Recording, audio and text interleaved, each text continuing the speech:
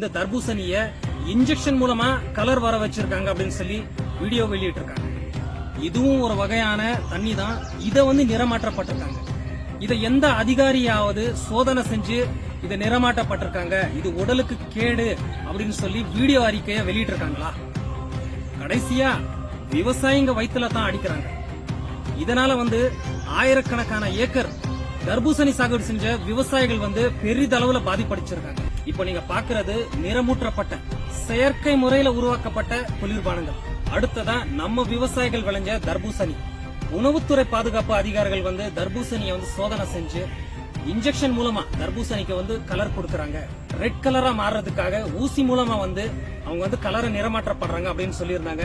நம்ம விவசாயிகள் சார்பா ஒரு தெளிவான விளக்கத்தை கொடுக்கத்தான் இந்த பதிவை நாங்க பதிவு செய்யறோம். இப்ப நம்ம தர்பூசணியை நம்ம கட் செய்ய போறோம். இதோட நிறம் ரெட் கலர் எப்படிங்கறதையும் இந்த செயற்கை முறையில உருவாக்கப்பட்ட குளிர்பானத்தோட நிறங்கள் எப்படிங்கறத ஒரு தெளிவான விளக்கம் பாருங்க.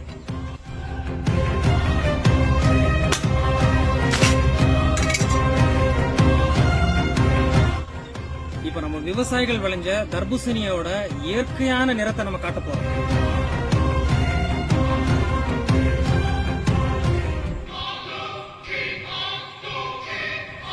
இது பாத்தீங்கன்னா தர்பூசணியோட இயற்கையான நிறம். அதாவது இந்த ரெட் கலர் எந்த ஒரு இன்ஜெக்ஷனும் போடாம நம்ம விவசாயிகள் விளைஞ்ச தர்பூசணியோட இயற்கையான நிறம். இப்ப அடுத்ததா நம்ம பார்க்க போறது நாவப்பழம்.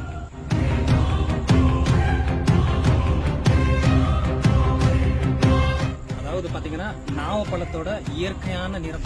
ஒவ்வொரு பழத்துக்கும் ஒவ்வொரு நிறம் இருக்கு.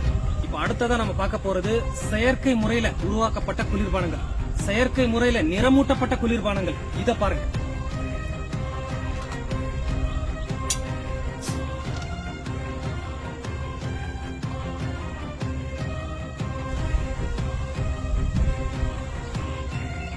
இப்ப நீங்க பாக்குறது சுத்தமான தண்ணி. இயற்கையாவே தண்ணிக்கு நிறம் கிடையாது. இது செயற்கை முறையில நிறமூற்றப்பட்ட குளிர்பானம். இயற்கையாவே தண்ணிக்கு நிறம் கிடையாது. இதுவும் ஒரு வகையான தண்ணி தான். அப்போ இதுக்கு மட்டும் நிறம் எப்படி வந்தது? இத எந்த ஒரு அதிகாரியாவது சோதனை செஞ்சு இந்த குளிர்பானம் நிறமூற்றப்பட்ட செயற்கை முறையில நிறமூற்றப்பட்ட குளிர்பானம் உடலுக்கு கேடு அப்படின்னு சொல்லி யாராவது ஒரு அறிக்கையை கொடுத்திருக்காங்களா? விவசாயிங்க விளைஞ்ச தர்பூசணிய நிறமூற்றப்பட்டிருக்காங்க, நிறம் மாற்றப்பட்டிருக்காங்க அப்படின்னு சொல்லி வீடியோ அறிக்கையை வெளியிட்டிருக்காங்க. அதிகாரிகள் வெளியிட்ட வீடியோ பதிவால மக்கள் மத்தியில ஒரு குழப்பம். தர்பூசணி சாப்பிடலாமா வேண்டாமா அப்படின்னு சொல்லி. இதனாலேயே தர்பூசணியை வாங்க மக்கள் யாருமே முன் வரல. ஆயிரக்கணக்கான ஏக்கர் தர்பூசணி சாகுபடி செஞ்ச விவசாயிகள் இதனால பாதிப்படைஞ்சிருக்காங்க. இதுக்கு காரணம் மக்கள் தர்பூசணி வாங்கல. அதனால வியாபாரிகளும் விவசாயிகள் கிட்ட தர்பூசணியை எடுக்கல. பாதிக்கப்பட்டது என்னவோ கடைசியில விவசாயிகள் தான்.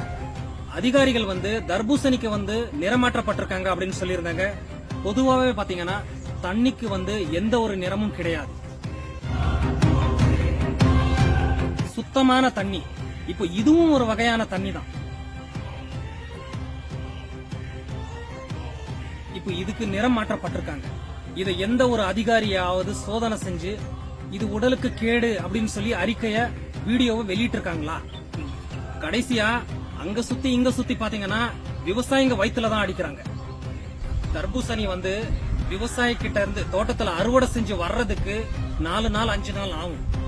அதுக்கு அப்புறமா தர்பூசணி ஒரு ஊசியோ ஒரு குச்சியோ எடுத்து குத்துனா 3 நாள்ல அதுவாவே கெட்டுரும். இத விவசாயிகளோ வியாபாரிகளோ யாரும் செய்ய வாய்ப்பு இல்ல. அதனால ஏதோ ஒரு இடத்துல யாரோ ஒருத்தர் செஞ்ச தவறால இப்ப மொத்த பேரும் பாதிப்படைஞ்சிருக்காங்க. இதுல முழுக்க விவசாயிகள் பெரிதளவுல பாதிப்படைஞ்சிருக்காங்க. இப்போ தர்பூசணி 1 கிலோ 3 ரூபாய் 4 ரூபாய்க்கு எடுக்க ஆள் இல்ல விவசாயிங்க கிட்ட.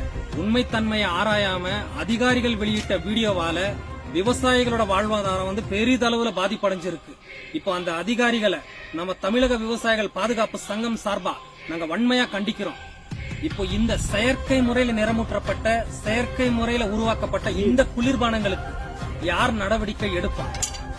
இத பத்தின உங்களோட கருத்தை கமெண்ட் பாக்ஸ்ல தெரிவிங்க. மறக்காம இந்த வீடியோவை ஷேர் பண்ணுங்க.